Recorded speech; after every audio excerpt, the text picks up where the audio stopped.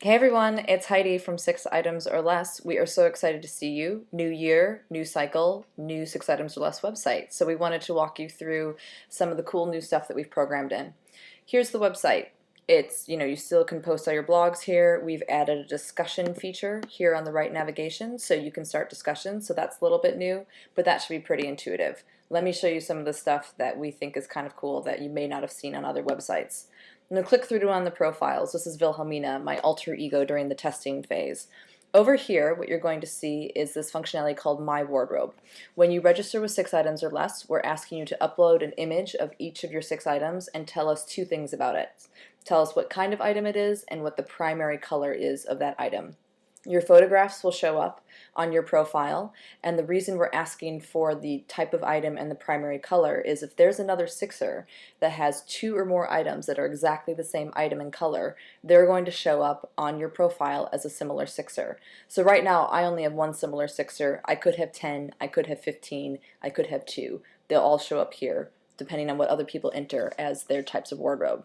You're also going to see a gray box right here. What I've done is I've only registered 5 items of clothing. That's totally cool. If you're not choosing your 6 right away, don't feel pressure to get all your 6 uploaded at once. You can add in your 5th or maybe your 6th item down the road as you choose those items. But until you do that, you're going to see a gray box on your profile. Over here on the main part of the profile, we have your name right up here. We have your reason for joining the experiment. There are 4 options. We're going to ask you to choose one during registration. Your location, and right here is your Twitter handle. If you don't have a Twitter handle or you don't want it to be public, don't worry. It won't show up on the site, but if you do, that's the space that it'll show up on. This box down here, we're asking everyone to tell us a little bit about themselves in 140 characters or less, and that's where it will show up. So let me show you the mood check-in. As you'll see right here, there is a green strip next to my icon. That green strip corresponds to the mood that I said I was in that day. So down here on the profile, there are 30 boxes, and each box represents one day of the experiment. When you're logged in, you can click on the box of that day or days previous. If you don't get to the site every day and need to check in 3 days at once, that's totally fine.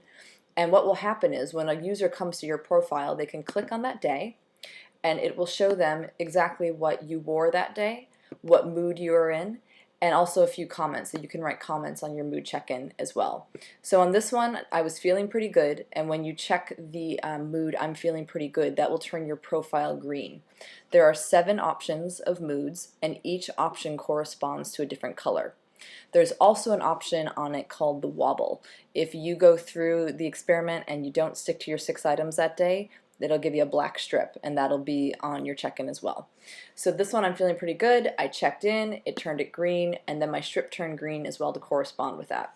So what happens is different people have different colors on their profiles based on the mood that they reported. So here's my profile, and I'm green.